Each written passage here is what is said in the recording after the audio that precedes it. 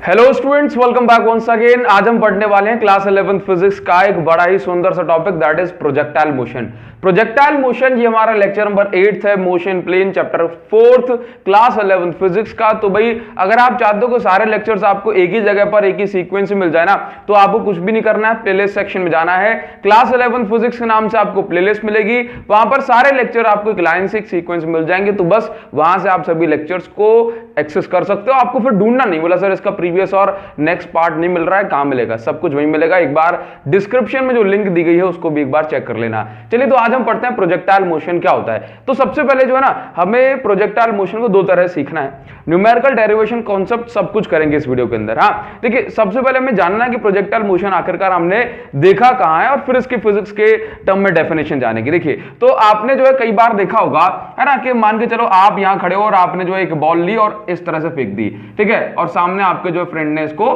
Catch कर ली। तो ये जो मोशन हुआ बॉल का, इस मोशन को आप प्रोजेक्टाइल मोशन कहते हो। एक और एग्जांपल आपको देते हैं, जैसे मान के चलो कि आपने क्या किया कि आपने यहां पर एक टावर पे खड़े हो गए, एक बॉल को आपने कुछ इस तरह से फेंका कि बॉल एकदम सीधी गई और जाकर के फिर इस तरह से टर्न हो गई। तो ये जो मोशन है ना बॉल का, ये मोशन भी प्रोजेक्टाइल मोशन कहलाएगा। आपने ये देखा हुआ है, ठीक है। इसके अलावा आप ऐसा भी बोल सकते हो कि मान के चलिए कि आपने यहां से एक बुलेट फायर की, और वो बुलेट जो है आप कुछ इस तरह से बुलेट को फायर करेंगे और वो बुलेट जो है इस तरह से जाएगी। यानी कि आप ये देखिए कि आप कोई भी ऑब्जेक्ट जो ऐसे फेंक रहे हो या ऐसे फेंक रहे हो, समझ रहे हो, तो हर वो मोशन जो इस तरह जा रहा है, आपने जो है फेंका, आपके हाथ से बॉल गई, अगर ये एग्जैक्ट 1D नहीं है ना, वन डायमेंशनल मोशन, तो इसका मोशन प्रोजेक्टाइल मोशन होगा। समझ गए? आपको एक चीज बताता हूं कि प्रोजेक्टाइल मोशन एक्चुअल में हम कहते किसे हैं? प्रोजेक्टाइल जो है वो कोई ऐसा कोई महान शब्द नहीं है। प्रोजेक्टाइल का मतलब है वो ऑब्जेक्ट जिसको प्रोजेक्ट किया जा रहा है, यानी कि फेंका जा रहा है। तो ऑब्जेक्ट जो मोशन कर रहा है, उस ऑब्जेक्ट के मोशन को ही हम प्रोजेक्टाइल मोशन कहते हैं। बट प्रोजेक्टाइल मोशन की कुछ नेसेसरी कंडीशंस होती हैं। अगर ये कंडीशंस फॉलो नहीं होंगी तो हम इस मोशन को प्रोजेक्टाइल मोशन नहीं कहते। पहली चीज, जैसे हमने मोशन इन स्ट्रेट लाइन में मोशन अंडर ग्रेविटी को पढ़ा था, उसमें क्या पढ़ा था कि आपने इस मार्कर को फेंका, अगर ये मार्कर जो है ये जा रहा है ऊपर और ये वापस से नीचे आ जाए उसी पाथ पर, ये ऐसे गया और ऐसे ही नीचे आ जाए, तो ये वन डायमेंशनल मोशन होता है। टू डायमेंशनल मोशन क्या होता है कि आप जा रहे हो, ये ऐसा मोशन हो गया या ऐसा मोशन हो गया। ये मोशन कैसे होते हैं? ये आपके टू डायमेंशनल मोशन होते हैं। तो प्रोजेक्टाइल मोशन भी आपका टू डायमेंशनल मोशन है। प्रोजेक्टाइल मोशन भी कैसा है? Two dimensional motion. अब एक्चुअल में आप प्रोजेक्टाइल मोशन कब कह सकते हैं, तो उसको सुनो। देखिए, प्रोजेक्टाइल मोशन की पहली बात, ये टू डायमेंशनल मोशन है, ठीक है, which is controlled by gravity, which is controlled by gravity, जो कि ग्रेविटी कंट्रोल करती है आफ्टर प्रोजेक्शन, है ना, आफ्टर प्रोजेक्शन। यानी कि प्रोजेक्शन का मतलब है फेंकना। एक बार आपने अपने हाथ से छोड़ी, तो फिर अब इसको ग्रेविटी कंट्रोल करेगी। तो ये भी एक तरह से मोशन अंडर ग्रेविटी का ही पार्ट हमारा होता है, बट ये टू डायमेंशनल मोशन में हम इसको पढ़ रहे हैं। क्लियर है ना बात?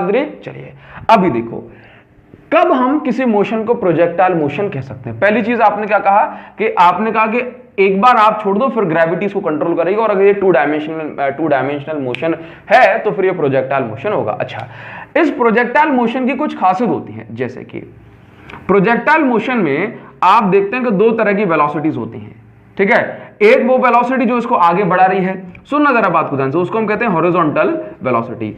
इसमें कुछ जरूरी बात बता रहा हूं आपको, ठीक है। और एक वो वेलोसिटी जो इसको ऊपर या नीचे लेके आ रही है, तो उसको हमने नाम दिया वर्टिकल वेलोसिटी, ठीक है। अब प्रोजेक्टाइल मोशन में याद रखना, कभी भी हॉरिजॉन्टल वेलोसिटी कभी भी बदलती नहीं है। यह मोस्ट इंपॉर्टेंट पॉइंट है। प्रोजेक्टाइल मोशन के अंदर जो हॉरिजॉन्टल वेलोसिटी है, यह कभी भी चेंज नहीं होती। मतलब आपने यहां पर जितनी हॉरिजॉन्टल वेलोसिटी जो है कंपोनेंट रहा, let's say 10 metre per second, ठीक है, या आपने यहां से फेंका इसको, स्टार्टिंग में अगर ये 10 मीटर पर सेकंड था, तो जब तक ये बॉल हवा में रहेगी, इसका हॉरिजॉन्टल वेलोसिटी वाला जो कंपोनेंट है वो 10 मीटर पर सेकंड ही रहेगा। That means horizontal velocity remains constant during the projectile motion. आप ये नहीं कर सकते बोला कुछ भी हो जाए। प्रोजेक्टाइल मोशन में हॉरिजॉन्टल वेलोसिटी बदल सकती है, बिल्कुल नहीं बदलेगी। प्रोजेक्टाइल मोशन में हॉरिजॉन्टल वेलोसिटी आपकी कांस्टेंट रहती है, चेंज नहीं होती। जिस पॉइंट पे आपने फेंका उस पॉइंट से लेकर के जब तक ये ग्राउंड को हिट ना कर जाए, एक बात। दूसरी बात, वर्टिकल वेलोसिटी चेंज होती है, वर्टिकल वेलोसिटी चेंज होती है but at the constant rate, constantly change होती है। किस तरह से? वर्टिकल वेलोसिटी देखना, horizontal velocity always remains constant in the projectile motion. Third point, vertical velocity always have uniform acceleration due to gravity. That means vertical velocity को कौन जो है कंट्रोल करता है? वर्टिकल वेलोसिटी को कंट्रोल करती है ग्रेविटी, यानी कि इसमें जो चेंज होगा वो भी एक्सेलरेशन ड्यू टू ग्रेविटी होगा। ठीक है, वो भी कैसे होगा? एक्सेलरेशन जो होगी वर्टिकल कंपोनेंट की वो होगी 9.8 मीटर पर सेकंड स्क्वायर से। ये बात आपको समझ में आ रही है? चलिए एक और चीज आपको बताता हूं। प्रोजेक्टाइल मोशन में एक टर्म होता है जिसको हम कहते हैं लॉ ऑफ फिजिकल इंडिपेंडेंस। ठीक है, law of physical independence, law of लिखिए यहां पर फिजिकल इंडिपेंडेंस। अब ये लॉ ऑफ फिजिकल इंडिपेंडेंस क्या होता है? लॉ ऑफ फिजिकल इंडिपेंडेंस का मतलब है कि भाई हॉरिजॉन्टल वेलोसिटी,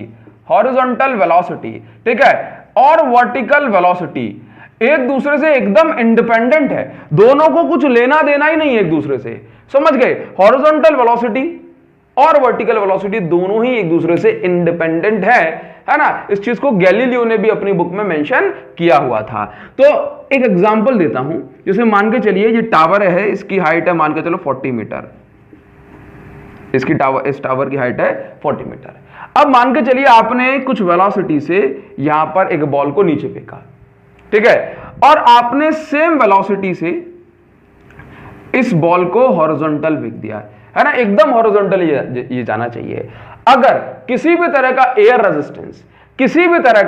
रेजिस्टेंस या कोई भी एक्सटर्नल जो है फैक्टर नहीं होगा तो ये जो बॉल है ना सेम टाइम पर नीचे आएगी, है ना, दोनों को इक्वल टाइम लगेगा, बट टाइम तो सेम लगेगा, लेकिन जो पाथ है या फिर कहूं लेकिन जो पॉइंट है वो अलग अलग हो जाएगा।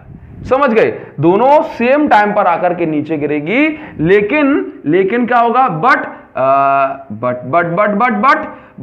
जो पॉइंट होगा या पाथ होगा या फिर कहूं डिस्टेंस जो होगी ये अलग अलग हो जाएगी। समझ गए? तो इसको कहते हैं लॉ ऑफ फिजिकल इंडिपेंडेंस। क्या कहते हैं इसको? Law of physical independence. That means physical velocity vertical velocity पर डिपेंड नहीं करती और वर्टिकल वेलोसिटी फिजिकल जो है आपकी हॉरिजॉन्टल वेलोसिटी पर डिपेंड नहीं करती। एक बात आप समझे? चलिए, तो प्रोजेक्टाइल मोशन को अगर मैं कंक्लूड करूं तो क्या कह सकता हूं? प्रोजेक्टाइल मोशन वो मोशन है कि भाई जो इस तरह का कर्व्ड पाथ फॉलो करता है। कैसा? कर्व्ड पाथ फॉलो करता है, ठीक है, और ये इसको कौन कंट्रोल करता है? इसको ग्रेविटी कंट्रोल करती है। ये मोशन जो है आपका 2 डायमेंशनल है अंटिल कोई भी एक्सटर्नल फैक्टर जो है इस पे एक्ट ना कर रहा हो। एक्सटर्नल फैक्टर होगा तो मान के चलो हवा चल रही है, बॉल आप कैसे जा रही है, एयर आई तो एयर ने उसको आगे पीछे कर दिया इस तरह से, तो फिर क्या हुआ? जेड एक्सिस में मोशन। तो प्रोजेक्टाइल मोशन आपका 2 डायमेंशनल मोशन होता है अगर कोई भी एक्सटर्नल फैक्टर इस पर एक्ट ना करे। तो हम इसमें एयर रेजिस्टेंसेस वगैरह फैक्टर को अर्थ का जो रेडियस, अर्थ का जो कर्वेचर के कारण, अर्थ के कर्वेचर के कारण जो डिफेक्ट आ सकते हैं उन सबको हम नेग्लेक्ट करके आगे बढ़ते हैं। क्लियर है ना?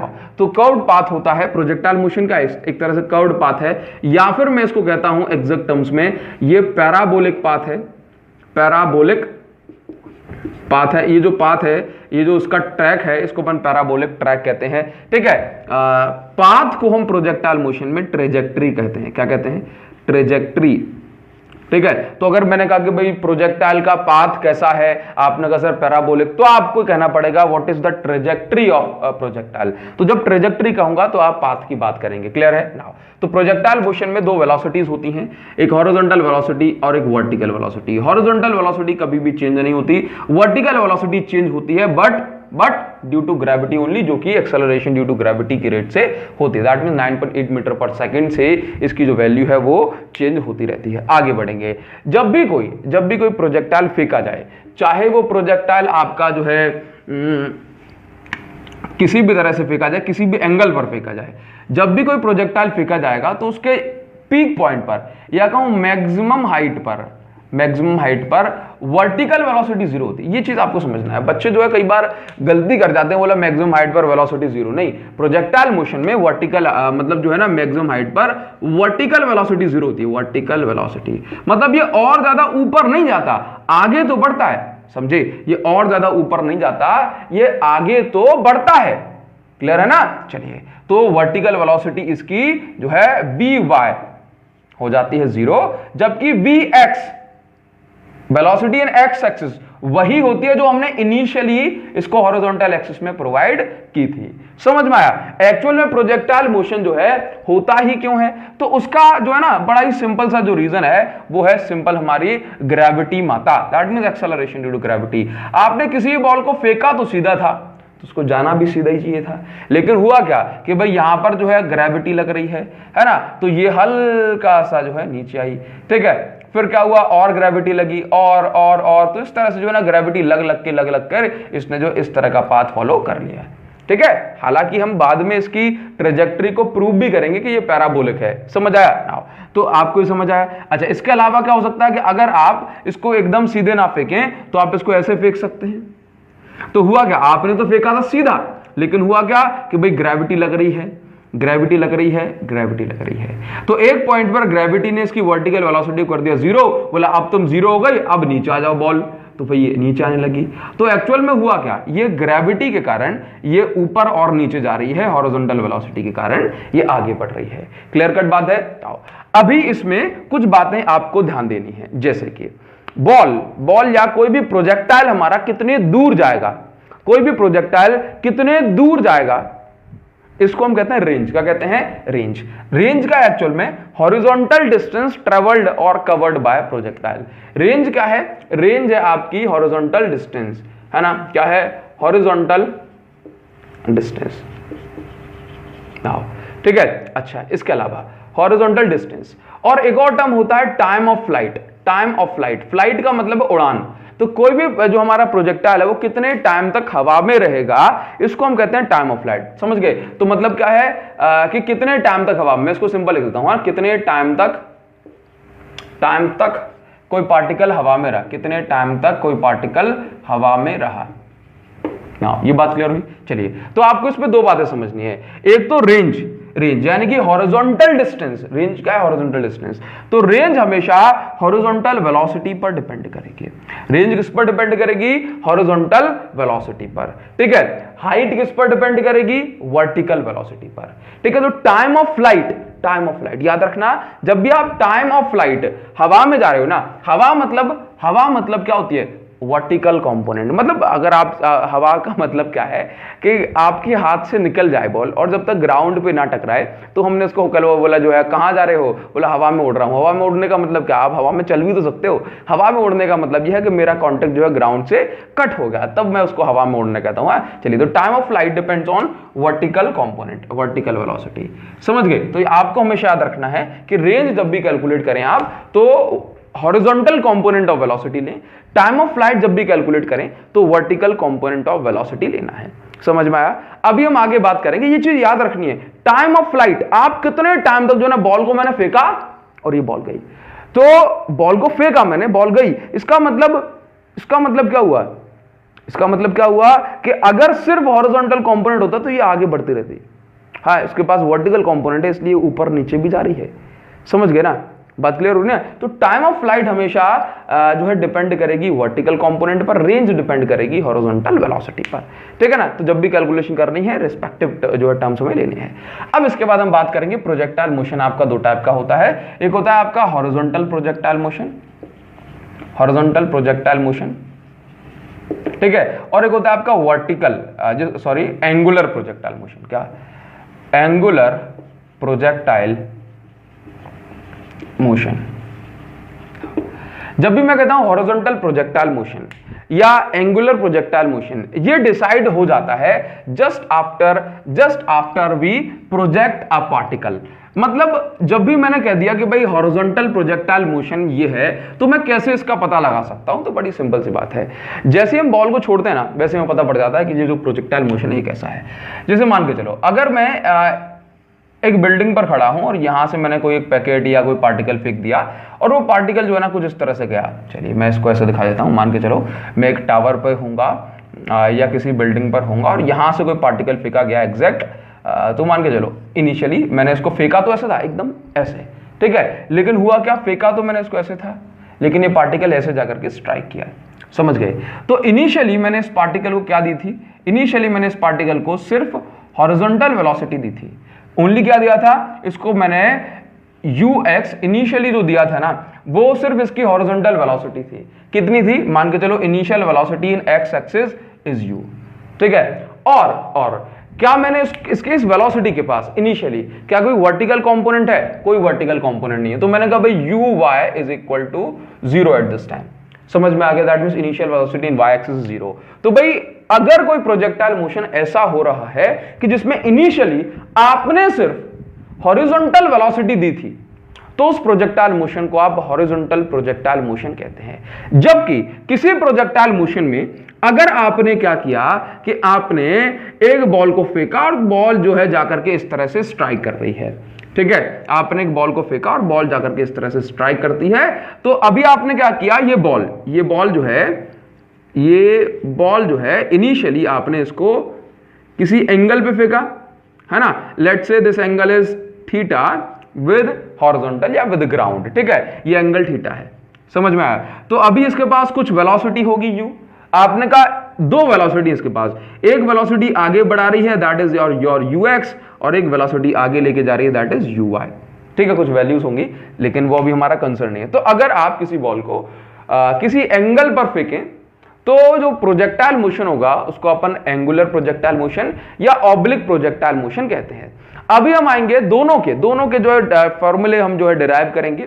इसमें सिर्फ आपको 3 पॉइंट्स डिराइव करने हैं जबकि इसमें आपको 4-5 पॉइंट्स डिराइव करने हैं। मतलब आपको इसकी मैक्सिमम हाइट पता होगी बिकॉज ये ऑलरेडी एक टावर पे खड़ा होगा या बिल्डिंग पे खड़ा होगा, तो हमें मैक्सिमम हाइट तो कैलकुलेट करनी नहीं है क्योंकि अब ये बॉल कोई और ज्यादा ऊपर थोड़ी ना जा रही है, तो यहां पर मैक्सिमम हाइट कैलकुलेट नहीं करनी होती है आपको। समझ गए? तो मैक्सिमम हाइट अगर कैलकुलेट नहीं करनी है तो मैक्सिमम हाइट तक पहुंचने का टाइम भी कैलकुलेट नहीं करना है। हाँ, यहां पर क्योंकि एंगल आपका एक ही रहने वाला है तो मैक्सिमम हॉरिजॉन्टल रेंज कैलकुलेट नहीं करनी है। हाँ, लेकिन यहां पर आपको 3-4 पॉइंट ज्यादा कैलकुलेट करने पड़ेंगे। तो मैं आपसे कहूंगा कि आप दोनों प्रोजेक्टाइल मोशंस को देखें, है ना, और दोनों के जो न्यूमेरिकल्स हैं वो एक साथ करेंगे दोनों को समझने के बाद। हाँ, तो अगर आपको डायरेक्ट न्यूमेरिकली पढ़ने हैं तो आप आगे भी जा सकते हो, लेकिन बहुत सारी चीजें मैं आपको इसमें कवर कराने वाला हूं। समझ गए ना? तो अभी मान के चलो कि आप हेडिंग बनाइए बढ़िया से, हॉरिजॉन्टल प्रोजेक्टाइल मोशन। क्या हेडिंग बनाए? Horizontal projectile motion. Horizontal projectile motion, ठीक है। सबसे पहले मैं देख लो अपना कैमरा, हो सकता है कि वीडियो ना बन रही है वही देखिए ना। तो अभी देखते हैं, सबसे पहले हमें क्या करना है, लेट्स से दिस इज एक ग्राउंड, ठीक है ना। तो पहली चीज हमें यहां पर कैलकुलेट करनी है that is your time of flight. मान के चलिए ये जो है ना ये आपकी h हाइट से फेंका गया। कितनी हाइट से? ये आपकी h हाइट से फेंका गया। अब मान के चलिए आपको जो है ना यहां पर टाइम ऑफ फ्लाइट निकालना है। क्या निकालना है? Time of flight.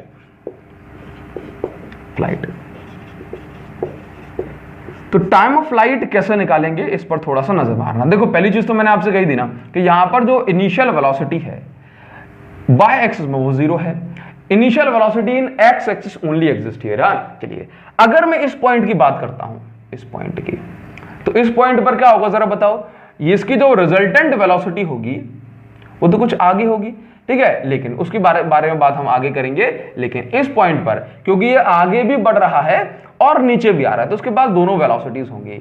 एक होगी हॉरिजॉन्टल वेलोसिटी, ठीक है। अच्छा, क्योंकि अभी जैसे मानो मैंने कहा कि ये इनिशियल वेलोसिटी है, यहां पर इनिशियल वेलोसिटी कुछ और हो गई होगी तो कुछ और नाम दे देते हैं। Let's say final velocity in x axis will be, अगर इनिशियली u है तो हॉरिजॉन्टल वेलोसिटी फाइनली भी u रहने वाली है। वर्टिकल वेलोसिटी जरा देखना, क्या इस पॉइंट पर वर्टिकल वेलोसिटी थी? बिल्कुल नहीं थी। क्या इस पॉइंट पर वर्टिकल वेलोसिटी थी? बिल्कुल नहीं थी। लेकिन क्या हुआ, ग्रेविटी ने इसकी टांग खींच खींच के इसको कुछ वर्टिकल वेलोसिटी भी दिला दी, तभी तो वर्टिकल मोशन हो रहा है। तो let's say vertical velocity in y axis is v here. समझ गए। तो इसकी जो रिजल्टेंट वेलोसिटी होगी उसको हम कैलकुलेट कर लेंगे ना। तो सबसे पहले हमें निकालना है time of flight. Time of flight मतलब ये कितने समय तक हवा में रहेगी, देन जा करके ये ग्राउंड से स्ट्राइक करेगी। तो पहली चीज आपको याद रखना है, time of flight only depends on vertical component. तो मान लो इसको लगाएंगे अपन second equation motion. Now S Y, पहले मैं इसको ऐसा लिख देता हूं, उसको S is equal to UT minus half G T square. ठीक है, समझदार बच्चे इस चीज को प्रीवियस लेक्चर में पढ़ चुके हैं भाई, UT plus half eighty square होता है। लेकिन जो भी वेक्टर्स, जो भी क्वांटिटी, जो वेक्टर क्वांटिटी नीचे की साइड जा रही है ना, हम उसको क्या ले लेते हैं, हम उसको नेगेटिव साइन, और जो ऊपर की साइड जा रही है हम उसको पॉजिटिव साइन ले लेते हैं। क्लियर है ना। तो अभी क्या है ना, acceleration due to gravity complete जो है प्रोजेक्टाइल मोशन में, या वैसे भी हमेशा एक्सेलरेशन ड्यू टू ग्रेविटी हमेशा नीचे की साइड होती है ना, तो हम इसको एक ही जगह हमेशा क्या लिखते हैं, माइनस जी। तो UT minus half G T square, ये लिख दिया मैंने इसको। क्लियर है। अब यहाँ पे देखो ये क्या करना है, यहाँ पे ये तो आपकी सेकंड इक्वेशन ऑफ मोशन हो गई, लेकिन आप क्या करें कि हमेशा टाइम ऑफ फ्लाइट जब भी कैलकुलेट करोगे तो वाई एक्सिस लेना, ठीक है ना, वर्टिकल कंपोनेंट। तो यहाँ पे लिखा आपने एस वाई, यहाँ लिखा यू वाई, बिकॉज आप वर्टिकल कंपोनेंट निकालने के लिए कौन सी वेलोसिटी लोगे, वर्टिकल वेलोसिटी, और जी तो आपका हमेशा वर्टिकल, ये टाइम तो जो है ना हॉरिजॉन्टल ना वर्टिकल। तो आप ये देखो डिस्प्लेसमेंट, जब आपने इस बॉल को फेंका तो वर्टिकली डिस्प्लेसमेंट कितना हुआ इसका, वर्टिकल कंपोनेंट में डिस्प्लेसमेंट कितना हुआ, तो ये हुआ h, कहां पर हुआ, नीचे की साइड।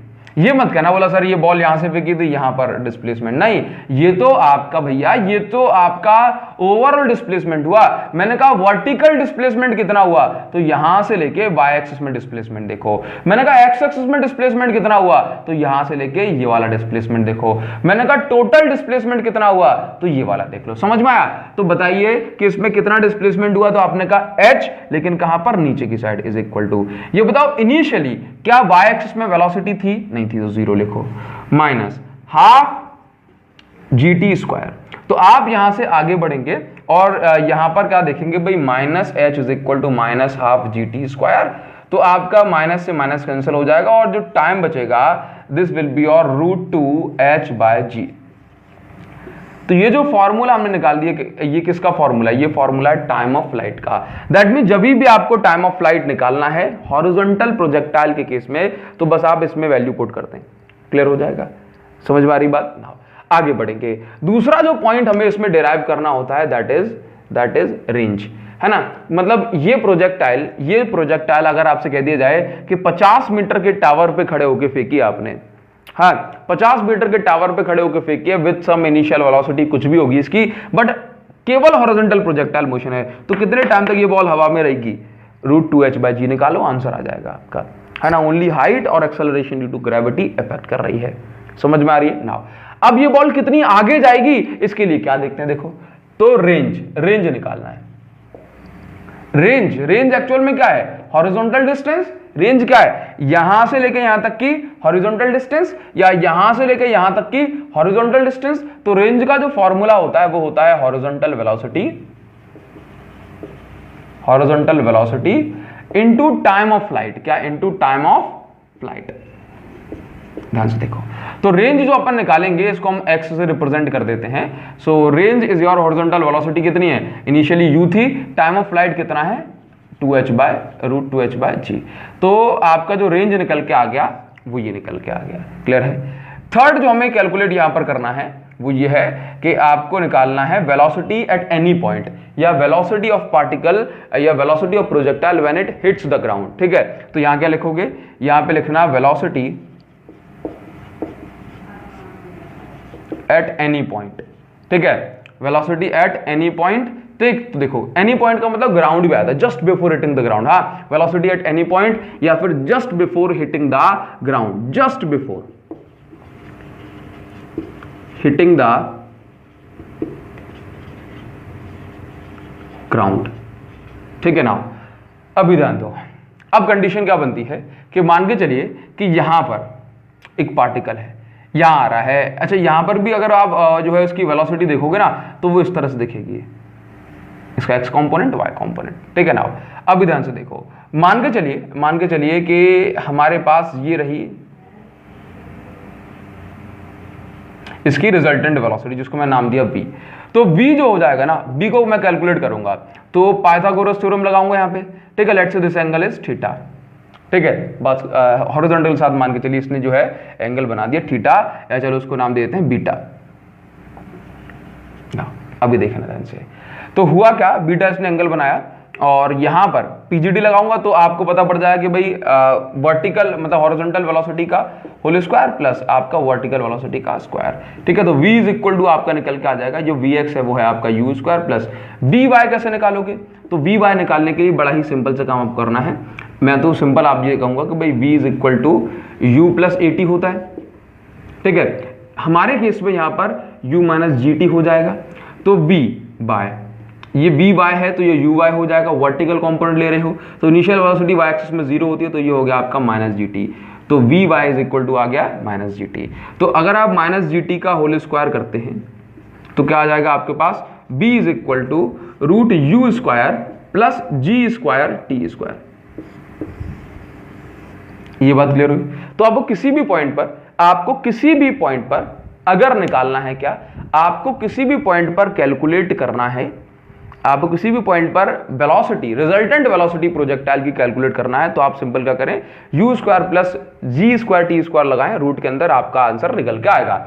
दूसरी बात आपको यहां पर ध्यान देनी है वो ये है कि आपको निकालना है एंगल, ठीक है। आपको निकालना है डायरेक्शन ऑफ दिस वेलोसिटी, तो कैसे निकालोगे, लगा दो भाई tan beta is equal to perpendicular upon base. तो परपेंडिकुलर क्या है, देखो वर्टिकल वेलोसिटी, तो परपेंडिकुलर हो जाएगा आपका vy upon bx।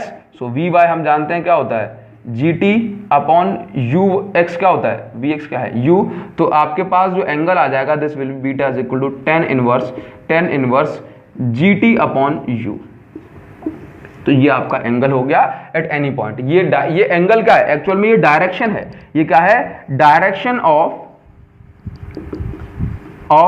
Resultant velocity.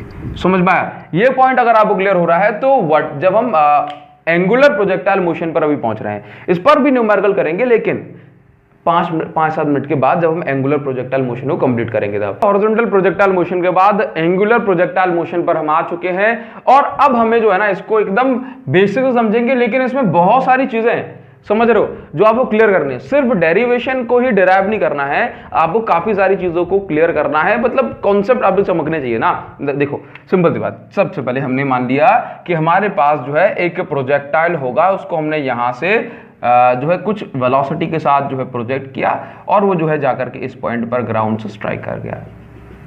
Let's say this is horizontal range. चलिए सबसे पहले हम मानेंगे कि मान के चलो जब आपने इस पार्टिकल को फेंका तो इनिशियली इसके पास कुछ वेलोसिटी होगी। Let's say this velocity is u here, ठीक है। नाउ ये जो वेलोसिटी है कितनी है, ये u है, u। तो हमने इसको कहा कि भाई ये कितनी है, ये u है। ये एंगल बन रहा है इनिशियली थीटा ग्राउंड के साथ, तो इस वेलोसिटी के दो कंपोनेंट होंगे, है ना। कोई भी वेक्टर क्वांटिटी जब किसी एंगल पर होती है तो उसका हमेशा दो कंपोनेंट करने होते हैं। तो एक कंपोनेंट जा रहा है इस एक्सिस में, इस कंपोनेंट को हमने नाम दिया ux, और एक कंपोनेंट जो इसको ऊपर या नीचे इसका मोशन करा रहा है उसको हमने नाम दिया uy। अब आप समझते हो कि ux is what, u cos theta. ये वाला कंपोनेंट u cos थीटा होगा, और ये वाला जो वो कंपोनेंट जो इसको ऊपर नीचे लेके जा रहा है वो होगा u sin थीटा, ठीक है। जब ये वर्टिकल वेलोसिटी, जब ये मैक्सिमम हाइट पर पहुंचेगा, मैं इसको बताऊं h मैक्स, जब ये मैक्सिमम हाइट पर पहुंचेगा तो इस पॉइंट पर वर्टिकल वेलोसिटी का जो कंपोनेंट होगा वो 0 हो जाएगा। समझ में आ गई इतनी बात। नाउ तो अभी हम बात करते हैं इस प्रोजेक्टाइल मोशन में सबसे पहले टाइम ऑफ फ्लाइट निकालने की, ठीक है ना। तो पहला काम जो आपको करना है that is time of flight. Let's say ये डिस्टेंस को आप कुछ भी जो है नाम दे देंगे टाइम ऑफ फ्लाइट, ठीक है। अब आप जानते हो सारी चीजें, जरा देखना ध्यान से। टाइम ऑफ फ्लाइट जब निकाल रहे हैं तो इसमें क्या करोगे, फिर से वही equation sy is equal to uy_t minus half gt square. T क्या है, टाइम ऑफ फ्लाइट। अच्छा ये बताओ, अगर आप यहां से लेके यहां तक देख रहे हो, यहां से लेके यहां तक देख रहे हो, पूरा जो प्रोजेक्टाइल मोशन अगर आप देख रहे हो, तो इसमें ये बताओ इनिशियली बॉल कहां पर थी, लेट्स से ग्राउंड पर, फाइनली बॉल कहां पर थी, लेट्स से ग्राउंड पर। तो याद रखो एक बहुत ज्यादा शानदार कॉन्सेप्ट निकल के आएगा। ग्राउंड से फेंका, ग्राउंड पे गई बॉल, आप ग्राउंड से फेंक रहे हो और बॉल वापस ग्राउंड पे आ गई, तो ये बताओ डिस्प्लेसमेंट इन वाई एक्सिस कितनी हुई? 0। ग्राउंड से फेंकी, सेम लेवल और सेम हाइट पे ही पहुंच गई, तो displacement in Y axis, Y ये नहीं देखना टोटल, वाई एक्सिस में डिस्प्लेसमेंट कितनी बोला? 0। अच्छा, वाई एक्सिस में इनिशियल वेलोसिटी क्या थी? u sin theta into let's say this is your time of flight t minus half G T square, तो g और ये टी स्क्वायर सेपरेट करोगे, माइनस वाला इस साइड आ जाएगा, तो आप इसको हाफ जी टी स्क्वायर और ये आपका u sine theta into T, यहां से ये कैंसिल हो जाएगा, तो टाइम ऑफ फ्लाइट जो आपका निकल के आ रहा है that is your 2u sine theta by G, है ना, 2u sine theta upon G. This is time of flight in angular projectile motion. रुकेंगे नहीं, आगे बढ़ेंगे, सिंपल बातें नहीं बाद में। देखो दूसरी जो जरूरी बात है वो अपन को कैलकुलेट करनी है रेंज। तो यहां पर रेंज का फिर से फॉर्मूला क्या हो जाएगा? आप ये लिखना horizontal velocity, horizontal velocity, range तो हॉरिजॉन्टल वेलोसिटी पर डिपेंड करेगी, into time of flight, into time of flight. तो हॉरिजॉन्टल वेलोसिटी जरा देखो कितनी है, u cos थीटा, तो u cos theta into time of flight जरा देखो कितना है, 2u sin theta by G. तो यहां से क्या निकलेगा देख रहे हैं जरा, क्या मैं इसको ऐसे लिख सकता हूं, u square 2 sin theta into cos theta upon G. 2 sin theta cos theta क्या होता है? sin 2 theta. तो आपकी जो रेंज है, लेट्स से मैं इसको नाम देता हूं r या फिर x, तो जो रेंज है यहां से लेके यहां तक की, यहां पे कितने निकल के आ गई, u square sin 2 theta upon G, ये बात ठीक है। अब पॉइंट आता है कि अगर मैं इसको एंगुलर वेलोसिटी दे रहा हूं तो मैं इसको कितने एंगल पे फेंकूं? What should be the angle to attain maximum horizontal range? इसको कितने एंगल पर फेंकना चाहिए कि ये जो रेंज है ना ये मैक्सिमम हो जाए? तो यहां पर जो है ना जरूरी बात है, पहली चीज क्या कि भाई आप इसको फेंकें 45 डिग्री पे। क्यों? अच्छा देखो, if theta is equal to 45 degree, ठीक है, तो आप यहां पे लिख सकते हैं for maximum range, for maximum range, maximum range के लिए आप जो थीटा है 45 डिग्री रखें। क्यों? क्योंकि जब आप थीटा 45 डिग्री रखेंगे तो इस केस में जो रेंज होगी वो होगी u square sine 2 into 45, sine 2 into 45, इसका मतलब हो गया साइन 90, साइन 90 बाय जी। तो जो मैक्सिमम हॉरिजॉन्टल रेंज आ जाएगी ये हो जाएगी आपकी u स्क्वायर, साइन 90 की वैल्यू होती है 1, ठीक है, साइन 90 अपॉन में हो जाएगा g। तो जो आपकी मैक्सिमम रेंज निकल के आई वो हो गई u square by G, u square by जी।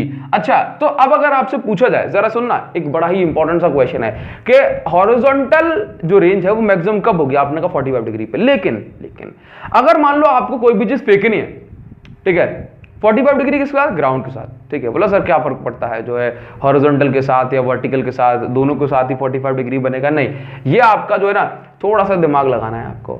अगर मैंने कहा कि आपको प्रोजेक्टाइल फेंकना है, हॉरिजॉन्टल रेंज जो है मैक्सिमम कवर होनी चाहिए, तो आपने कहा सर इसको 45 डिग्री में फेंक दो।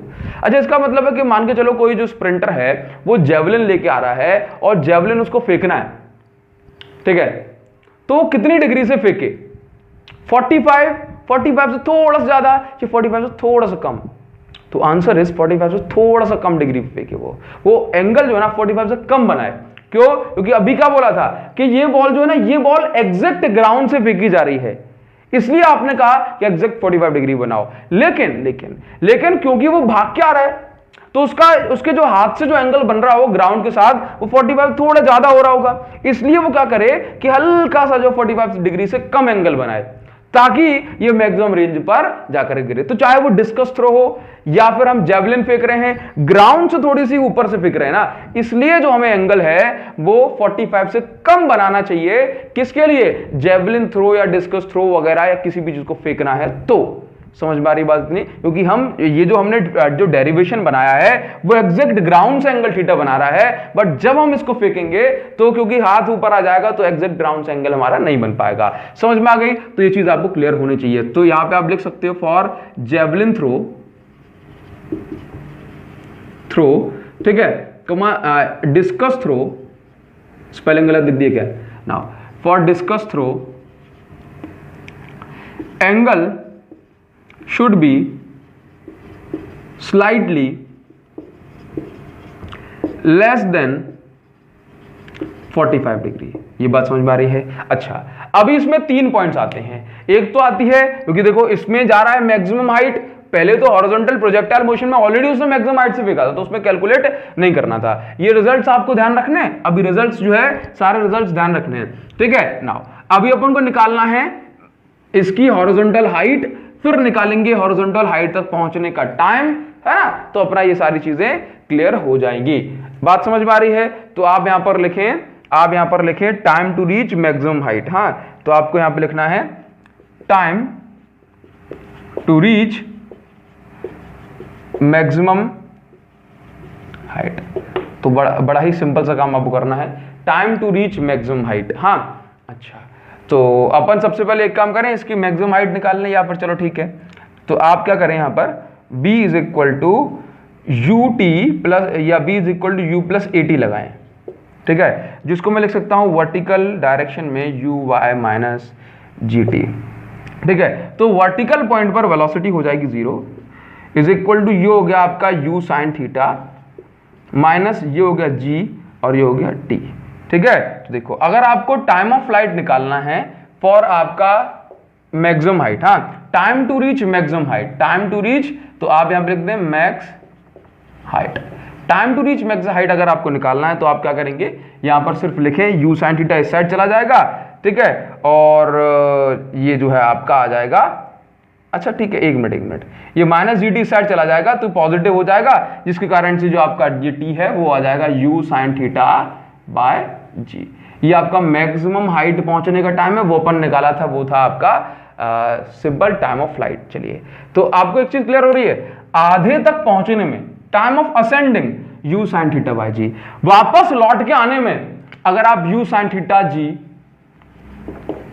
ये और जो है ऐड कर दो तो वापस से आपका कितना हो जाएगा 2u साइन थीटा बाय जी। समझ में आया? और यही तो अपना टाइम ऑफ फ्लाइट था। इसका मतलब वही रिलेशन जो अपन पहले से पढ़ चुके हैं कि time of ascending should be equal to time of descending, आने वाला ऊपर पहुंचने वाला समय इज इक्वल टू नीचे जाने वाला समय। तो ये चीज क्लियर हो रही है, आप देखते ही इसको कैलकुलेट कर सकते हैं, है ना। नेक्स्ट जो आपको निकालना है मैक्सिमम हाइट। एक्चुअल में इसकी मैक्सिमम हाइट कितनी होगी, तो कैसे निकालोगे, तो बड़ा ही सिंपल सा काम आप करना, थर्ड इक्वेशन लगाओ, v square is equal to you square minus 2g, और मान के चलो इसकी जो मैक्सिमम हाइट हो गई वो हो गई h, ठीक है, आप इसको h मैक्स लिखते हैं। यहां पर कौन सा वर्टिकल कंपोनेंट, तो वर्टिकल वेलोसिटी जो हो जाती है वो 0 हो जाती है पीक पॉइंट पर या मैक्सिमम हाइट पर। ये हो जाएगा u साइन थीटा का whole square minus 2g into H max. देखिए तो क्या करोगे, ये 2g इंटू एच मैक्स हो जाएगा, इस साइड आ जाएगा, और ये बचा आपका u square sine square theta, और h max is equal to आपका जो निकल के आया ये हो गया u square sine square theta by 2g। तो ये आपने इसकी मैक्सिमम हाइट भी निकाल दी।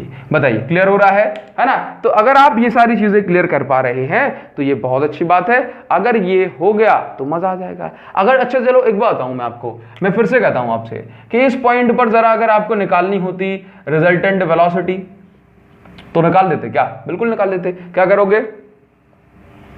कुछ भी तो नहीं करना है, ये आपका कितना हो जाएगा v by is equal to जरा अच्छा vx तो आपका हर बार कितना ही रहेगा, इनिशियली जो था u cos थीटा, ये बदल जाएगा। तो इसको कैसे निकालोगे? v is equal to u minus G T, ठीक है, तो vy इज इक्वल टू, ठीक है, अब जीरो मत कर देना, क्यों, किसी भी पॉइंट पर निकाल रहे हैं। तो आपका इस पॉइंट पर u cos theta u sin theta minus G T, समझ गए। तो जरूरत पड़ जाए तो v स्क्वायर प्लस आपका जो है निकाल दूं क्या, ये देख लो, मान के चलो कि आपको रिजल्टेंट वेलोसिटी निकालनी है, तो ये हो जाएगा vx का होल स्क्वायर रूट के अंदर vx square plus by square हो जाएगा। अच्छा इसमें एक और जरूरी चीज है जो मैं आपको बताना चाह रहा हूं, देखो vx square plus by square, तो v is equal to vx तो आपका रहने वाला है u square cos square theta, ठीक है, प्लस by हमने निकाला कितना हो जाएगा vy का होल स्क्वायर, तो u साइन थीटा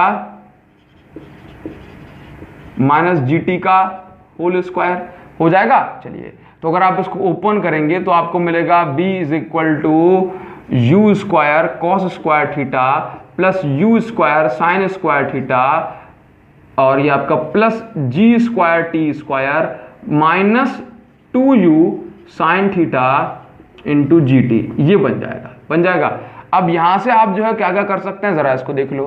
तो v की जो वैल्यू आ जाएगी ये हो जाएगी आपकी, देखो u square sine square theta cos square theta क्या होता है 1, तो आपका u स्क्वायर और ये हो गया आपका 1, तो सिंपल आप इसको u स्क्वायर लिख सकते हो, ठीक है ना। u स्क्वायर कॉमन आ गया और ये आपका sine square theta plus cos square theta हो जाता है 1, ठीक है। चलिए plus G square T square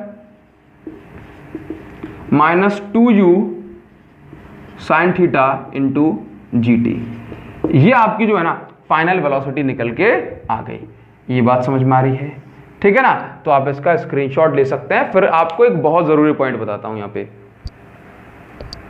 चलिए, तो आगे बढ़ने से पहले ना आपको यहां पर दो चीजें बता रहा हूं, इन दोनों चीजों पर आपको ध्यान देना है। उसके बाद करते हैं अपन इसके न्यूमेरिकल्स बढ़िया से। देखिए, फॉर्मूले सारे के सारे साइड में लिख दूंगा ताकि आप लोगों को किसी भी तरह की प्रॉब्लम ना हो। अच्छा, हॉरिजॉन्टल या फिर मैं कहूँ हॉरिजॉन्टल प्रोजेक्टाइल मोशन, जब आप ये एंगुलर की बात करते हैं तो उसमें दो चीज़ ज़रूरी होती हैं। एक तो एक बड़ा ही सुंदर सा कॉन्सेप्ट है कि मान के चलो आपने एक बॉल को ग्राउंड से 30 डिग्री पे फेंका, ठीक है, और ये बॉल जाकर के यहाँ गिरी, तो अगर आप दूसरी बॉल को 90-30 यानी कि 60 डिग्री से फेंकेंगे तो भी ये बॉल सेम हॉरिजॉन्टल हाइट जो है, सेम हॉरिजॉन्टल डिस्टेंस ट्रैवल करेगी। ये इसका ये नेचर का मैजिक है, समझ रहे हो। ये 60 डिग्री, या फिर मैं ये कहूं आपसे अगर आपने एक बॉल को फेंका 40 डिग्री से, कितना 40 डिग्री से, अब आप दूसरी बॉल को 50 डिग्री से फेंकोगे यानी कि 90-40 से फेंकोगे यानी कि 50 डिग्री से फेंकोगे, तो फिर क्या होगा, ये सेम हॉरिजॉन्टल जो रेंज है वो कवर करेगी, समझ रहे हो। इसका मतलब ये है कि if you project two balls at angle theta and 90 - theta then they will cover same horizontal range, ठीक है। तो आप यहां पे बोलोगे projection at theta and 90 - theta gives projection at theta and 90 - theta gives same horizontal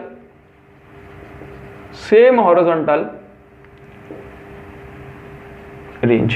ये बात आपको क्लियर हो रही है नाउ।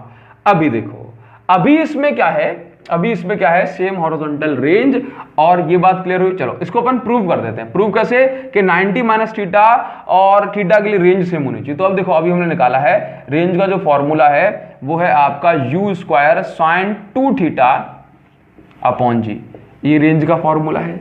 अब मान के चलिए आपने एक बॉल फेंकी 90 - थीटा से, so this is u square sin 2 into 90 - theta, ठीक है, अपॉन g। तो ये हो जाएगा आपका u square sign 180 - 2 theta upon g, ठीक है। तो रेंज इज इक्वल टू हो गया आपका u स्क्वायर साइन 180 आप इसको थीटा ही कंसीडर करें तो आपको क्लियर कितना आ जाएगा, u square sine 2 theta upon g। समझ में आया। तो अगेन आप चाहे ऐसे करो या फिर इसको ऐसे घुमाए कर लो, रिजल्ट आपका दोनों ही केसेस में सेम आने वाला है। तो कितनी मैजिकल बात हुई ना फिजिक्स की। एक और जरूरी बात आपको समझाते हैं कि अगर आपसे कहा जाए कि कोई भी, जैसे मान के चलो हॉरिजॉन्टल प्रोजेक्टाइल मोशन में अगर हमने एक बॉल को प्रोजेक्ट किया और इस बॉल ने जो है ना, इस बॉल ने 50 मीटर जो है ना, ये इसकी मैक्सिमम हाइट है, ठीक है। तो मैक्सिमम रेंज कितनी होगी, ऑब्वियसली 45 डिग्री पे होगी। तो मैं इसको कह देता हूं कि आप इसका 4 से इंटू कर दो तो ये आपका जो है रेंज आ जाएगी 200 मीटर। कितनी आ जाएगी, 200 मीटर। बात समझ में आ रही है। ये रेंज कितनी आ जाएगी आपकी, 200 मीटर, ठीक है। और अगर मैक्सिमम रेंज है तो ये आपका जो है 45 डिग्री पर ही आपको अचीव होगा। तो इसका मतलब ये हुआ कि अगर आपको मैक्स हाइट पता है या मैं कहूँ कि इसकी हाइट पता है तो ये कितनी रेंज ट्रैवल करेगा, this will be 4 times of height. हाँ, range will be 4 times of height. अच्छा, इसमें अब एक और क्वेश्चन बन जाता है, वो होता है कि आपको प्रोजेक्टाइल मोशन में ट्रेजेक्टरी को प्रूव करना होता है। क्या, इसका स्क्रीनशॉट ले लो, ठीक है ना, इसका स्क्रीनशॉट ले लो और अभी आप हेडिंग लगाएं, अभी आप हेडिंग बनाओ क्या हेडिंग बनानी है? Prove that the path of projectile is parabolic. क्या? Prove that path of projectile is parabolic. ठीक है, अच्छा, पैराबोलिक पाथ को हमें प्रूव करना है मैथमेटिकल इक्वेशन के जरिए। तो आपको ये बात समझनी होगी कि सबसे पहले आपको कैसे पता पड़ेगा कि आपने पैराबोलिक प्रूव कर दिया। तो देखो, जब भी आप पैराबोलिक की इक्वेशन की बात करते हैं तो वो सिंपल आपकी क्वाड्रेटिक इक्वेशन होती है ना। क्वाड्रेटिक इक्वेशन के फॉर्म में अगर आपने इक्वेशन निकाल दी तो फिर वो आपकी पैराबोलिक इक्वेशन हो जाएगी। लेट्स से मान के चलो कोई भी ले लो, चाहे हॉरिजॉन्टल या फिर आपका जो है एंगुलर, दोनों ही केस में सेम होने वाला है ना। तो मान के चलो कि मैंने जो है एंगुलर ही ले लिया। ठीक है, चलो ये आपका इस तरह से जो है इसके पास कुछ वेलोसिटी होगी, ये आपका जो है ना इसके पास इनिशियल वेलोसिटी होगी u, let's say again this is u y, this is u x, angle made by it is theta. चलिए, तो आपको कुछ नहीं करना, रेंज निकालना है, डेरिवेशन ही हम सिंपल कर रहे हैं, तो आपको परेशानी होना है। क्या करना है? रेंज के फॉर्मूले से टाइम ऑफ फ्लाइट निकाल दो, रेंज के फॉर्मूले से टाइम ऑफ फ्लाइट निकालो और फिर उसको जो है सेकंड इक्वेशन ऑफ मोशन में पुट कर दो। हाँ, दो बातें क्या? रेंज के फॉर्मूले से, रेंज से टाइम ऑफ फ्लाइट, फिर इसको इस t को सेकंड इक्वेशन ऑफ मोशन में पुट कर दो, सेकंड इक्वेशन ऑफ मोशन में पुट कर दो। समझ पाए? बाय एक्सिस वाली। तो देखो क्या करेंगे, सबसे पहले रेंज निकाल लो। रेंज का फॉर्मूला क्या है? लेट्स से रेंज जो है इसकी हो गई x। ठीक है, तो x is equal to, range का फॉर्मूला क्या भाई? Velocity u cos theta, horizontal velocity into time of flight. ठीक है, तो ये जो आपका t हो जाएगा, this will be x upon u cos theta. ठीक है ना, ये आपने t की वैल्यू निकाल दी। अब इस t की वैल्यू को उठा करके सेकंड इक्वेशन ऑफ मोशन में पुट कर दो, u by T minus half G T square. ठीक है, लेट्स से, क्योंकि हमें इसकी क्वाड्रेटिक इक्वेशन बनानी है जो कि होगी आपकी y is equal to x square plus 2x plus 3t, इस तरह से। हाँ, चलिए, तो मैं यहां पर क्या लिख देता हूं, लेट्स से कि इसने जो है ना, जो इसकी मैक्सिमम जो हाइट है वो हमने मान ली y। ठीक है, तो ये बाय एक्सिस में इसने कुछ डिस्प्लेसमेंट की होगी, हम इसको यहां तक कंसीडर कर लेते हैं। तो u y कितना? तो u y initial velocity in y axis will be u sin theta into time of flight की जो वैल्यू है, मैं इसको चलो हाफ स्मॉल t लिख दे रहा हूं, है ना। तो टाइम ऑफ फ्लाइट की डायरेक्ट आप वैल्यू यहां से पुट करें, this will be x upon u cos theta.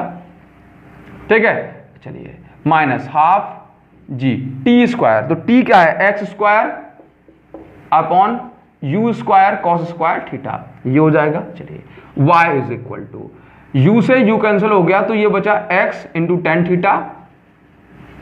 ठीक है, या फिर मैं इसको ऐसे लिख दे रहा हूं, tan theta into x minus half. ठीक है, और ये हो गया आपका g upon u square cos square theta into x square. ठीक है, तो आप अगर इसको ध्यान से देखें तो आपको ये टर्म मान के चलो, ये आपका a हो गया, this is your ax minus ये टर्म आपका b हो गया, तो ये हो गया आपका bx स्क्वायर। तो ये अगर आप इसको बनाएंगे तो ये आपका इस साइड अगर पहुंचे तो bx square minus ax plus y ये आएगा। समझ गए? तो ये जो इक्वेशन हो गई, ये इक्वेशन क्वाड्रेटिक इक्वेशन हो गई। और इस तरह से जब क्वाड्रेटिक इक्वेशन बनती है तो आप इसको बोलते हो this proves parabolic motion of projectile, है ना। तो this equation proves path of projectile is parabolic. समझ में आई? चलिए, ये इतनी सी बात आपको ध्यान रखनी है। Now come to its numericals, है ना। तो ये अपन ने इसका बहुत सारा कॉन्सेप्ट समझ लिया। अब हम इसके अच्छे से न्यूमेरिकल करेंगे, तो आप इसका स्क्रीनशॉट लेके आगे बढ़ सकते हैं। क्वेश्चन नंबर फर्स्ट हमारे पास जो दिया गया है, एक बार इसको पढ़ना, सिंपल क्वेश्चन है बट कॉन्सेप्चुअल है। ठीक है, now a bomb is dropped from the aeroplane when it was directly above the target at a height of 5000 metre. समझ गए? एक टारगेट के जस्ट ऊपर जब एरोप्लेन था, वहां से एक बॉम्ब को ड्रॉप किया गया। क्या किया गया? ड्रॉप किया, यानी कि सिर्फ छोड़ा गया। The aeroplane is moving horizontally with speed of 780 kilometre per hour. By how much distance bomb will miss the target. यानी कि जब एक एरोप्लेन 780 किलोमीटर पर आवर की स्पीड से इस तरह से आगे बढ़ रहा था, इस टारगेट के जस्ट ऊपर जब एरोप्लेन था तो एक बॉम्ब छोड़ा। तो बॉम्ब लगना तो टारगेट को चाहिए था, लेकिन गलत डिसीजन के कारण बॉम्ब जो है यहां पर जस्ट अबव द टारगेट छोड़ा तो बॉम्ब जो है आगे जाकर गिरेगा, लेकिन ये कितना आगे बढ़ जाएगा टारगेट से, ये हमें कैलकुलेट करना है। एक बार फिर समझते हैं। ये देखो, ये आपके पास एक टारगेट है, ठीक है, यहां पर बॉम्ब जो है हिट करना है। अब एक्चुअल में कंडीशन क्या थी कि अगर आपको टारगेट को हिट करना है तो फिर बॉम्ब आपको जो है ना इसके पहले से कहीं छोड़ना होता, लेकिन बॉम्ब आपने जो है जस्ट अबव द टारगेट लिखा है ना, where it was directly above the target. जैसे ये टारगेट के ठीक ऊपर था तो फिर यहां से बॉम्ब को ड्रॉप किया गया। क्या टारगेट को हिट करेगा?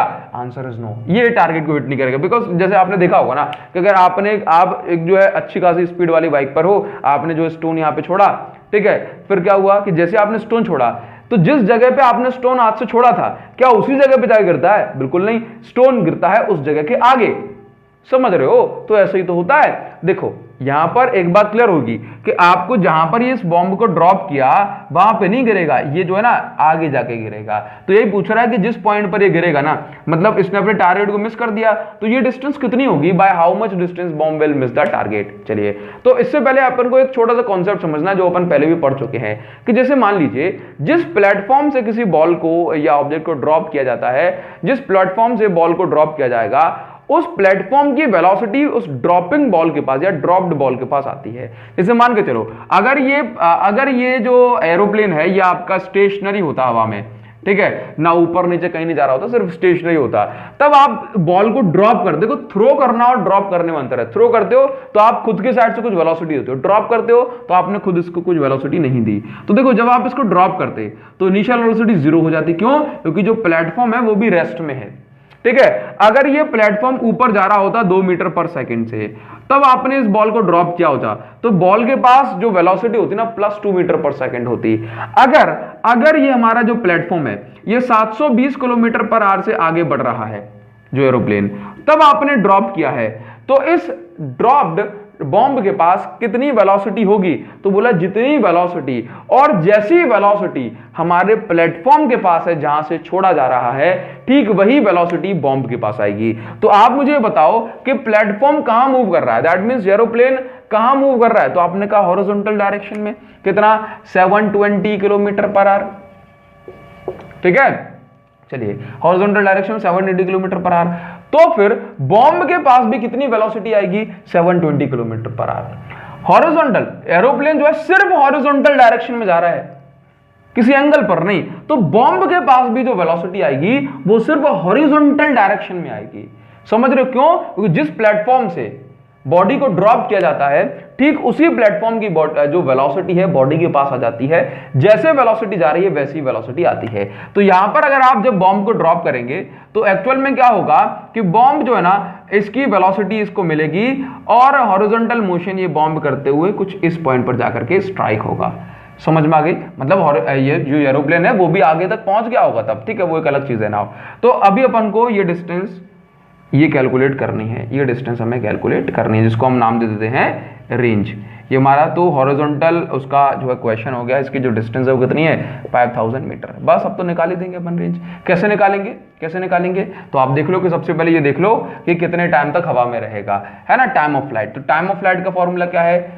√2h अपॉन जी। तो आप देखो √2h की वैल्यू कितनी है? 5000 मीटर अपॉन जी की वैल्यू 10 मान लेते हैं। यहां से ये कैंसिल हो जाएगा तो आंसर आएगा 10√10, ठीक है। और ये आपका सेकंड में हो गया, ऑब्वियसली बात है। चलिए, तो 10√10 सेकंड। नाउ अभी देखो एक बात देखो, √10 की वैल्यू कितनी हो? 3.16। तो ये कितना हो गया? ये हो गया आपका अप्रोक्स 9.8 निकल के आ गया। दैट मीन्स जो है ये आपका इंटू करोगे 31.6 सेकेंड। दैट मीन्स इस टारगेट को यहां से यहां तक आने में 31.6 सेकंड लग जाएंगे। आपको निकालना है रेंज, दैट मींस ये कहां पर जाकर हिट करेगा। तो रेंज का फॉर्मूला होता है हॉरिजॉन्टल वेलोसिटी इनटू आपका टाइम ऑफ फ्लाइट जो आपने अभी कैलकुलेट किया है नाउ। तो हॉरिजॉन्टल वेलोसिटी कितनी है देखना जरा, ये किलोमीटर पर आवर में, तो आप इसको क्या करोगे? 720 मीटर पर सेकंड में कन्वर्ट कर लो, 18×4 = 72। हाँ, तो आपका अप्रोक्सीमेट 200 मीटर पर सेकंड है। कितना? 200 मीटर पर सेकंड। ठीक, इनटू टाइम ऑफ फ्लाइट कितना है 31.6 सेकेंड। तो ये आपका यहाँ से, अच्छा सेकंड में है ना, तो ये आपका अप्रॉक्स, ये सेकंड कैंसिल, मीटर में बचेगा, तो आप इसका इनटू करोगे तो ये आपके पास आ जाएगा 62.6 यानी कि 63.2, ठीक है। और इसके बाद 00, दैट मीन्स आप ये मान के चलो ये आपके पास हो जाएगा 6320, ठीक है, मीटर। दैट मीन्स करीब ये आपका 6 किलोमीटर, 6.5 किलोमीटर जाकर के आगे गिरेगा। समझ गए? तो ये आपने क्या निकाल दी, ये आपने निकाल दी रेंज। तो रेंज कितनी आ गई 6320 मीटर। ये बात आपको क्लियर हुई? 6320 मीटर आगे जाकर के ये बॉम्ब स्ट्राइक करेगा। नेक्स्ट क्वेश्चन पर आते हैं, वो भी आपको क्लियर हुआ होगा। नेक्स्ट क्वेश्चन पर आते हैं और इसको हम यहां से हटा देते हैं। इसमें लिखा हुआ है two tall building face each other, दो बिल्डिंग एक दूसरे को फेस कर रही हैं and are at a horizontal distance of 180 metre, यानी कि इन दोनों के बीच की दूरी 180 मीटर है, ठीक है, एक दूसरे से। With what velocity must a ball be thrown from one building of height 50 metre above the ground in one building so that it enters the window 5 metre above the ground in second building. Question में कहा गया है कि मान के चलो आपके पास दो बिल्डिंग्स हैं, ठीक है, इन दोनों बिल्डिंग के बीच की जो डिस्टेंस है वो 180 मीटर लिख के दे रहा है। कहा जा रहा है कि ये दोनों बिल्डिंग एक दूसरे को फेस कर रही हैं, ठीक है। तो अब कह रहा है with what velocity must a ball be throne, किस वेलोसिटी से बॉल को फेंका जाए एक बिल्डिंग से, सो दैट ये बॉल दूसरी बिल्डिंग के विंडो में जाकर के एंटर करे। जिस विंडो से फेंका जा रहा है उसकी जो हाइट है ग्राउंड से अबव द ग्राउंड कितनी है 55 मीटर, तो यहां से फेंक रहे हो 55 मीटर की ऊंचाई से, और जिस विंडो में जाकर के एंटर कर रही है इस विंडो की जो हाइट है ये हाइट है 5 मीटर। पूछ रहा है ना with what velocity must a ball be throne, तो कितनी वेलोसिटी से फेंका जाए कि इस विंडो में जाकर के एंटर ये कर जाए। तो क्या करना पड़ेगा, कैसा जो कैसी कंडीशन बन रही है, तो ये कंडीशन बन रही है हमारे हॉरिजॉन्टल प्रोजेक्टाइल मोशन की। कभी फेंकेगा कैसे, ऐसे फेंकेगा, क्योंकि उसको डायरेक्ट नीचे नहीं फेंक सकता, क्योंकि उसको जो ना 180 मीटर भी तो ट्रैवल करानी है, तो उसने जो है लेकर के ऐसे फेंका इसको। समझ में आई बात? तो अभी देखेंगे क्या करना पड़ेगा। इसके लिए बड़ा ही सिंपल से काम करना है। हॉरिजॉन्टल प्रोजेक्टाइल मोशन बन रहा है, आपको निकालना है विद व्हाट वेलोसिटी। सबसे पहले चेक कर लो कि इन दोनों की हाइट का डिफरेंस कितना हो रहा है। हाँ, तो हम टाइम ऑफ फ्लाइट निकाल लेंगे। टाइम ऑफ फ्लाइट निकालोगे तो वहां से चीजें आगे बढ़ जाएंगी। देखो तो चेक करते हैं, यहाँ पे क्या करें, यहाँ पे अपन पहले हाइट देखते हैं। तो आप यहाँ पे लिखो वर्टिकल हाइट, हाइट तो वर्टिकली होगी। हाँ, तो आप यहाँ पे लिखो इफेक्टिव हाइट, तो आप देखते हो 55 मीटर से फेंका, 5 मीटर पे जाके बॉल रुक जाएगी, दैट मींस अप्रॉक्स 50 मीटर हो रहा है। हाँ, तो इफेक्टिव हाइट क्या बोलोगे आप, इसको नाम दे सकते हैं लेट से h2, और ये हो गया आपका h1, तो दिस विल बी और h2 माइनस h1, तो इफेक्टिव हाइट हो जाएगी h2 minus h1, that means ये हो जाएगी आपकी 55 माइनस 5 मीटर, तो ये हो जाएगा आपका इफेक्टिव हाइट 50 मीटर, ठीक है। तो आप इसको h नाम दे दें। अभी आपको निकालना है time of flight. Time of flight क्यों, क्योंकि हॉरिजॉन्टल रेंज के फॉर्मूले से अपन वेलोसिटी निकाल सकते हैं। तो टाइम ऑफ फ्लाइट निकालने के लिए आप फिर से वही फॉर्मूला लगाएंगे, क्योंकि ये हॉरिजॉन्टल प्रोजेक्टाइल मोशन बन रहा है √2h/g। तो आप यहां पर देखें √2 × h, जब ऐसा क्वेश्चन मिल जाए तो आपको इस तरह से करना होगा। h क्या है, हाइट का इफेक्टिव हाइट यहाँ पे लेनी है 50 मीटर, अपॉन में क्या है g, जिसकी वैल्यू मैं 10 मान के चलता हूं नाउ। तो अभी हमारे पास ये कितना बचा, ये बचा 100/10, कैंसिल हो जाएगा तो √10 बचेगा, और √10 को जस्ट हमने अभी निकाला हुआ है, ये आपका 3.16 सेकेंड। हाँ, चलिए अभी आपको निकालना है क्या, अभी आपको निकालना है इनिशियल वेलोसिटी जिससे इसको फेंका जाए। तो आप यहाँ पे लगाएं रेंज का formula, range is equal to initial velocity, initial horizontal velocity, हाँ, इनटू टाइम ऑफ फ्लाइट, तो टाइम ऑफ फ्लाइट हम इसमें निकाल ही चुके हैं। तो आप देखिए रेंज क्या है आपकी 180 मीटर, ठीक है ना, अपॉन में टाइम ऑफ फ्लाइट को भेज दो, अपॉन में टाइम ऑफ फ्लाइट कितना आया 3.16 is equal to initial horizontal initial velocity जिससे फेंका जाए, let's say this is u। तो अब आप इसको कैलकुलेट करोगे, तो अगर ये 180/3 करते तो आपका आंसर आता है एग्जैक्ट जो है 60 मीटर, 3.16 है। तो मैं इसको आंसर को लिख देता हूं अपने मन से कुछ, ये आपका 58 मीटर, ठीक है, 58 मीटर पर सेकेंड, हाँ 58 मीटर पर second. This is your initial horizontal velocity. This must be this velocity to get this ball entered in the window. समझ में आया? तो ये जो वेलोसिटी है ये आपकी अप्रॉक्स 58 और 59 मीटर पर सेकेंड होनी चाहिए. डिवाइड करके आंसर निकाल देना. क्लियर? इंपॉर्टेंट सा क्वेश्चन है. यहां से आप ये समझ लो एंगुलर प्रोजेक्टाइल मोशन की इस क्वेश्चन से आप बहुत सारे क्वेश्चंस बना सकते हैं. हाँ, या फिर बहुत सारे क्वेश्चंस के लिए आप एक इंपॉर्टेंट टर्म निकाल सकते हैं. इसको सुनिए. A projectile has a range 50 metre and reaches a height of 10 metre. ठीक. Calculate the angle of projection या calculate the angle at which projectile is fired. That means कोई भी एक प्रोजेक्टाइल है, इस प्रोजेक्टाइल को जो ना फेंका गया, इसने जो ना 10 मीटर मैक्सिमम हाइट कवर की और ये 50 मीटर जो है इसने रेंज इसने कवर कर ली.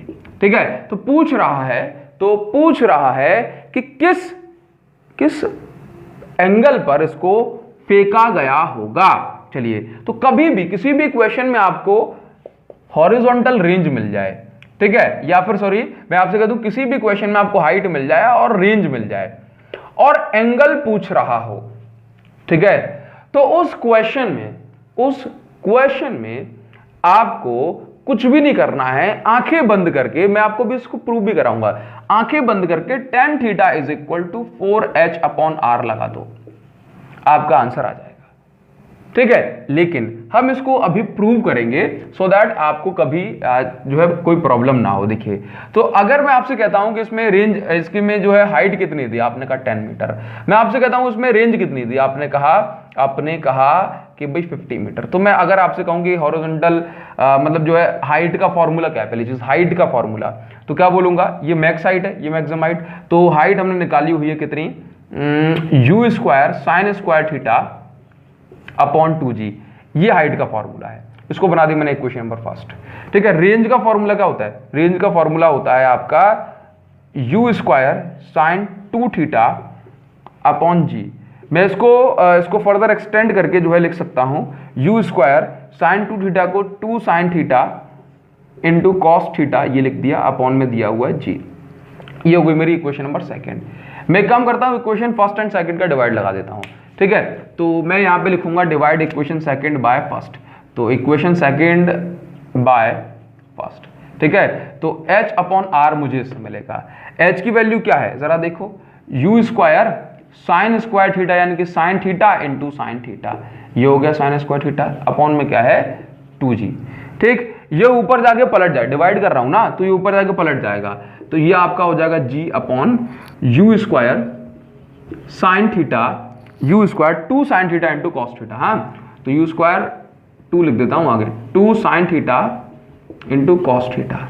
ठीक है. चलिए, साइन थीटा से साइन थीटा कैंसिल हो जाएगा. चलिए, अभी देखो ये हो क्या रहा है, g से ये g कैंसिल हो जाएगा, u स्क्वायर से u स्क्वायर कैंसिल हो जाएगा, ऊपर बचा साइन थीटा, नीचे बचा कॉस थीटा. तो h अपॉन r जो निकल के आया वो आया आपके पास 1 upon 4 into tan theta. Sine theta upon cos theta क्या होता है, टेन थीटा. तो tan theta is equal to आपके पास आ गया 4h अपॉन r. ये इस तरह से प्रूव हो जाता है. दैट मीन्स जब आप रेंज का और हाइट का, दैट मीन्स कहूंगे हाइट और रेंज का रेशियो निकालोगे तो 4h बाय r आएगा. दिस विल बी और टेन थीटा. तो अब कुछ भी नहीं करना, एंगल निकालना है. Tan theta is equal to, यहां पर वैल्यूज पुट करो बस आप. 4, h की वैल्यू है 10 मीटर, ठीक है, इसकी वैल्यू आपकी 50 मीटर. तो यहां से ये आपका जो है हो जाएगा 4/5. हाँ, तो इसका मतलब अप्रॉक्स 0.8 आ गया. तो tan theta is equal to 0.8. तो theta is equal to 10 inverse 0.8. 1045 की वैल्यू 1 होती है, ये 1 से थोड़ा छोटा है, तो मैं इसको अप्रॉक्स आपका 40 डिग्री एंगल में यहां पर मान लेता हूं. ठीक है. तो उसका मतलब है कि आपको 40 डिग्री पर जब फेंकोगे तो आप इस तरह से 10 मीटर हाइट जाएगी और 50 मीटर इसकी रेंज जाएगी. क्लियर है. ये आपको बन जाएगा. देखो अब ये क्वेश्चन में क्या है ना, ये क्वेश्चन बढ़िया है. अब इसी जो है फॉर्मूले से आप बहुत सारी चीजें निकाल सकते हो. जैसे मान क्वेश्चन आपसे कुछ इस तरह से पूछा था, मान के चलो कि आपको एंगल निकालना है for same height and same range. ठीक है. मान के चलो कोई बॉल है 10 मीटर ऊंचाई तक गई और 10 मीटर उसने कवर किया, तो कितना एंगल निकालोगे. देखो जरा, tan theta is equal to 4h by r. तो आपने यहाँ पे देखा, मतलब 4, 10 मीटर हाइट, 10 मीटर रेंज, तो ये कैंसिल हो गया. तो थीटा इज इक्वल टू कितना हो जाएगा, 10 इनवर्स 4। अब इसका जो भी वैल्यू होगी ये हमारा आंसर हो जाएगा, इतने एंगल पे आपको करीब इसको फेंकना पड़ेगा। तो समझ रहे हो, इस तरह से ये वाला जो क्वेश्चन है कॉन्सेप्चुअली आपके बहुत सारे न्यूमेरिकल्स में काम आ जाएगा। अब इसके बाद जो नेक्स्ट क्वेश्चन हम देखते हैं, जरा इसको समझते हैं कि ये हमें क्या कहता है। बढ़िया क्वेश्चन है, एक बार इसको पढ़ना और समझना। A bullet is fired eight an angle 15 degree with the horizontal and hits the ground 6 kilometer. Is it possible to hit the target 10 kilometer away from the initial point by adjusting the angle? Assume initial speed to be the same. Now question में कहा है कि let's say ये आपने एक bullet को hit किया यहां से, और ये जो एंगल है ना, ये एंगल बन रहा है ग्राउंड के साथ 15 डिग्री, कितना 15 डिग्री। अब ये जो बुलेट आपने यहां से हिट की, ये जाकर के 6 किलोमीटर पे जाकर के 6 किलोमीटर जाकर के ये स्ट्राइक करके कह रहा है कि अगर आप इसके एंगल को थोड़ा बहुत शिफ्ट करना चाहें कर सकते हो। तो एंगल को शिफ्ट करके क्या ये आपकी बुलेट 10 किलोमीटर तक पहुंच सकती है? 10 किलोमीटर तक ये कहा जा रहा है। तो अभी अपन इसको समझेंगे, लेकिन आप ये जरा सोचो कि कोई भी टारगेट या कोई भी, जैसे मान लो प्रोजेक्टाइल है, क्या कोई प्रोजेक्टाइल उसकी मैक्सिमम रेंज से ज्यादा जा सकता है? नहीं। अगर मान के चलो किसी प्रोजेक्टाइल की जो मैक्सिमम रेंज है वो 50 किलोमीटर है, तो क्या कोई भी जो टारगेट आपको 51 किलोमीटर पे हिट करना है वो कर पाएगा क्या? बिल्कुल नहीं कर पाएगा। तो अगर आपको मैक्सिमम रेंज इसमें पता होती, मैक्सिमम रेंज यदि आपको पता होती तो बस काम बन जाता, और मैक्सिमम रेंज पता नहीं है तो काम नहीं बन पाएगा, है ना। तो बस इसी में पता कर लो, अगर इसकी मैक्सिमम रेंज 10 किलोमीटर से ज्यादा निकल रही है तो इसका मतलब है कि ये प्रोजेक्टाइल किसी एंगल पे शिफ्ट करके 10 किलोमीटर हिट कर जाएगा, और अगर नहीं निकल रही तो नहीं कर पाएगा। तो इसमें मैक्सिमम रेंज कैलकुलेट करते हैं। मैक्सिमम रेंज का जो फॉर्मूला होता है वो होता है u² sin 2 थीटा अपॉन आपका g। ठीक, अब अगर आप थीटा की जगह 45 डिग्री पुट कर दो तो आपका 2 × 45 90 हो जाता है। तो मैक्सिमम रेंज का जो फॉर्मूला आपके सामने बचता है वो u² g होता है। इसका मतलब u² g की वैल्यू पुट कर लो r max। u की वैल्यू देखो इसमें कितनी है, u की वैल्यू गिवन है क्या? बिल्कुल गिवन नहीं है, देख लो नहीं दी। तो आप क्या करो, अब u की वैल्यू गिवन नहीं तो आपको तो ये भी पता नहीं पड़ पाया कि मैक्सिमम रेंज कितनी है। तो एक काम करते हैं, u² g क्या होता है? Maximum range. u² g क्या होता है? Maximum range. तो अगर मैंने u² g कैलकुलेट कर लिया, इसका मतलब मैंने मैक्सिमम रेंज कैलकुलेट कर लिया, और अगर मैंने u² g कैलकुलेट कर लिया तो मैक्सिमम रेंज कैलकुलेट कर लिया, और अगर मुझे u² g पता पड़ गया तो फिर मुझे मैक्सिमम रेंज की वैल्यू पता पड़ जाएगी, जहां से मैं ये अंदाजा लगा पाऊंगा कि ये टारगेट को हिट करेगा या नहीं करेगा। तो चलिए मैं एक काम करता हूं कि मुझे पता है कि like r is equal to होता है u² sin 2 theta upon g। तो r is equal to u², नहीं पता, g भी नहीं पता, ठीक है। रेंज तो पता है, अभी कितना हिट कर रहा है बोला 6 किलोमीटर, 6 किलोमीटर, ठीक है।